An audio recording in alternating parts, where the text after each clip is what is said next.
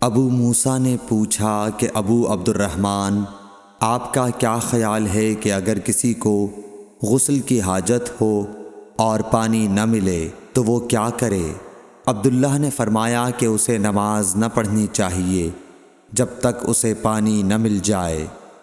ابو موسیٰ نے کہا کہ پھر عمار کی اس روایت کا کیا ہوگا جبکہ نبی کریم صلی اللہ علیہ وسلم نے ان سے کہا تھا کہ تمہیں صرف ہاتھ اور منہ کا تیمم کافی تھا۔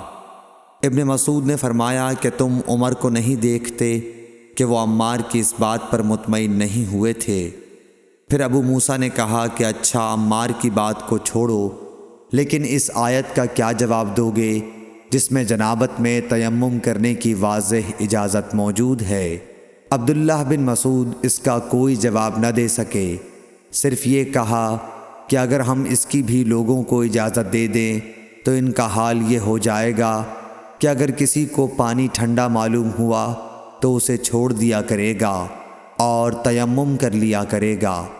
اعمش کہتے ہیں کہ میں نے شفیق سے کہا کہ گویا عبداللہ نے اس وجہ سے یہ صورت ناپسند کی تھی، تو انہوں نے جواب دیا کہ ہاں۔